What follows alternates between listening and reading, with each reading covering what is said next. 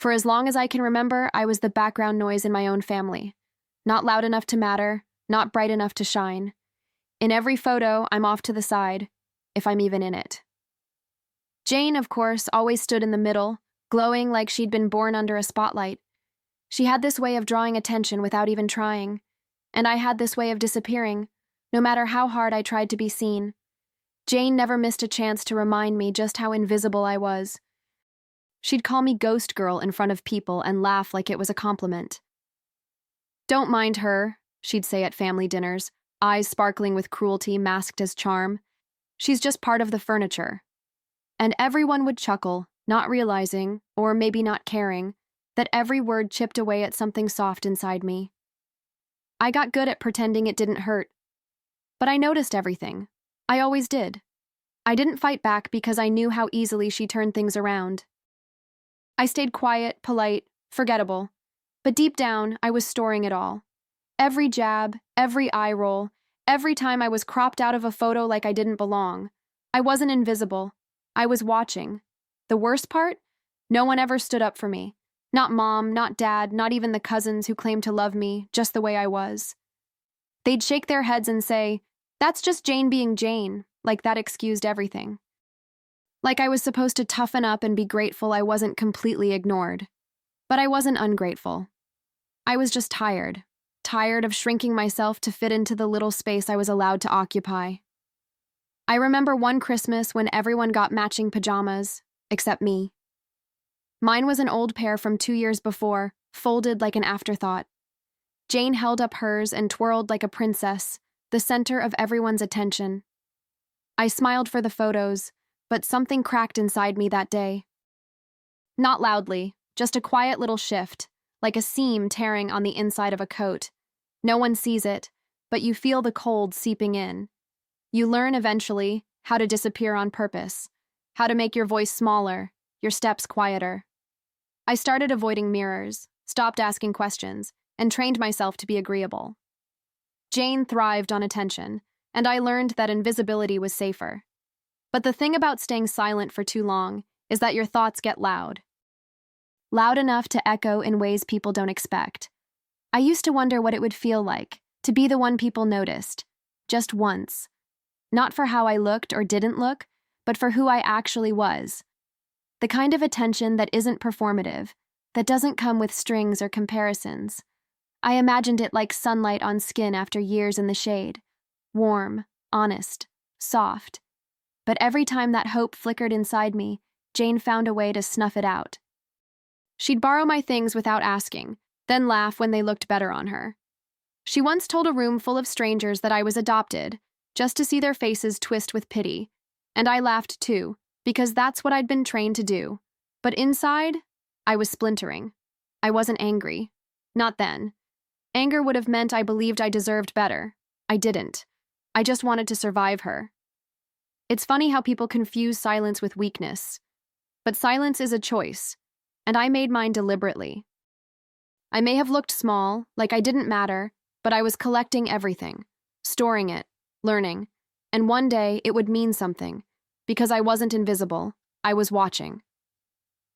There was a summer when I disappeared, not in the dramatic, running away kind of way, just quietly, without announcement. I packed a small suitcase, booked a train out of town, and left my phone behind. No one noticed, not even Jane. I told myself I needed air, space, distance. But the truth? I was suffocating in a family that only knew how to see one kind of beauty, and I didn't fit the frame. That trip was the first time I ever felt like I belonged to myself. I wandered along quiet streets in a coastal town where no one knew my name. I read books in cafes, walked barefoot on the beach, and let my hair be messy without hearing Jane's voice in my head. And then, there was him, Adam. He had kind eyes, a quiet smile, and this way of talking to me like I wasn't a placeholder in someone else's story.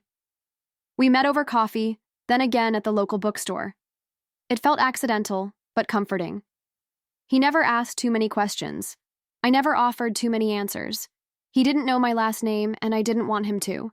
With Adam, I wasn't Jane's sister. I wasn't invisible. I was just me. We spent just under 2 weeks together, but it felt like a lifetime folded into a moment. We'd talk for hours, about nothing, about everything. He'd ask about my dreams, and for once, I didn't censor myself.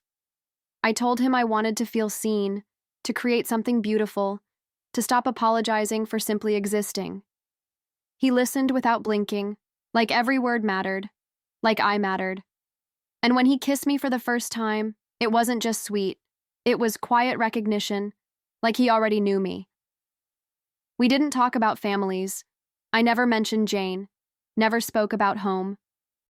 It wasn't out of shame. It was preservation. I needed something untouched by her, something sacred and mine.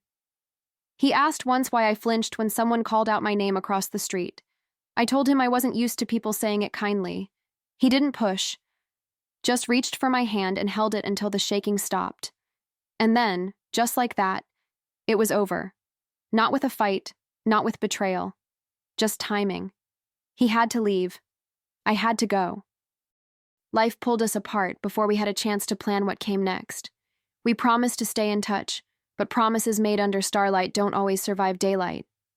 I carried him with me, though, like a secret tucked in the lining of my coat, a memory I could pull out when the world felt too heavy. Years passed. Life moved forward in its usual, unremarkable way. I never told anyone about Adam. He was my little rebellion, my proof that I wasn't who Jane said I was. Some people collect souvenirs. I collected moments, and he was the most precious one of all. I'd catch myself wondering where he was, if he remembered me, if he ever realized I didn't give him my full truth. But I told myself that chapter was closed, tucked away, sweet and unfinished. Then the wedding invitation arrived. Cream cardstock, cursive gold lettering. Jane's name splashed across the top like it was some royal decree. I almost didn't open it, thought it was just another reminder that I'd be sitting in the background, clapping politely while she took center stage. But then I saw the name beneath hers. Adam. His full name. My breath caught in my throat like a punchline I wasn't ready for. He was marrying Jane. The same Jane who once told me I'd never be loved. The same Jane who made me believe I was nothing more than a supporting role in her perfect story. And he had no idea. No idea that the woman he was about to marry had spent years breaking me down. No idea that we'd met once, in another life, when I was still learning how to be whole. I didn't plan on going. I told myself I'd just send a gift, maybe a card, and be done with it. But something inside me stirred. Curiosity, defiance, maybe even a flicker of something deeper. I wasn't the same girl Jane used to mock. Life had aged me in the best way. I'd grown into my own skin. And the idea of walking into that room, not as her shadow, but as my whole self, that felt like justice. So I found a dress. Simple, elegant, the kind that whispered instead of shouted. I kept my makeup soft, my hair down, nothing dramatic, just honest. When I arrived at the rehearsal dinner, heads turned. Not in shock, but in recognition. Like they were seeing me for the first time, even though I'd been there all along. Funny how presence has less to do with volume and more to do with intention. And then I saw him, Adam. Standing across the room, smiling at someone, until his eyes found mine. He froze. No polite confusion, no casual curiosity. Just stillness, recognition. His face went pale, like a memory had just stepped out of a dream and stood in front of him, wearing heels and a calm expression. For a second, no one else existed. I didn't move. Neither did he. There was too much electricity in the air, like the moment before a thunderstorm, when everything holds its breath. I saw it in his eyes, the questions, the flash of something unspoken, the ache of unfinished sentences from years ago.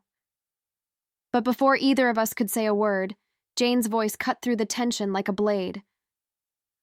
"Do you two know each other?" she snapped, her smile tight and performative.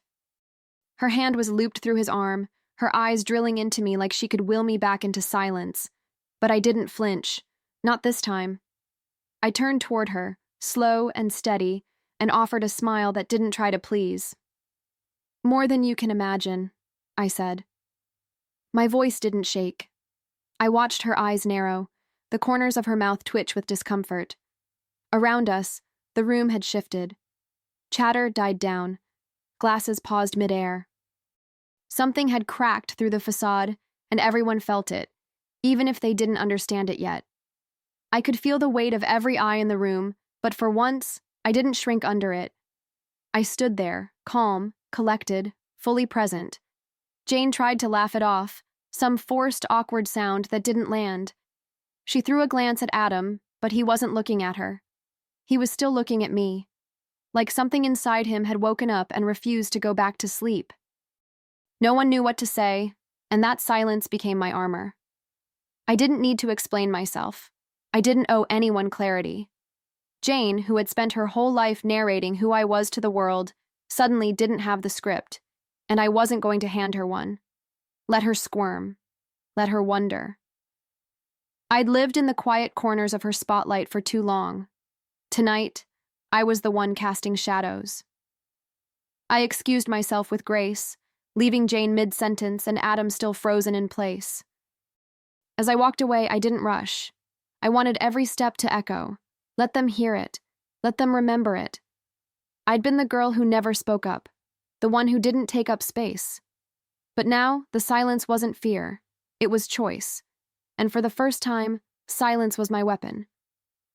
Later that night, I was alone on the balcony of my hotel room, trying to untangle everything I was feeling, when I heard a knock.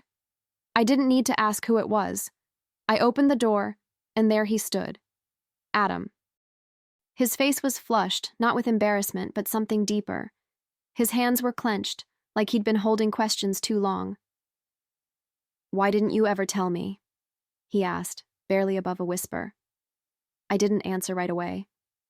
How could I explain years of silence in one breath?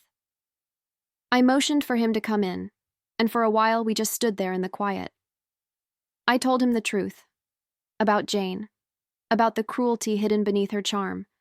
About the years I spent pretending her words didn't hurt. I told him who I was, who I used to be, and why I never gave him my last name. And I watched as the ground beneath him shifted with every word. He didn't argue. He didn't defend her. He just listened, truly listened, the way he always used to.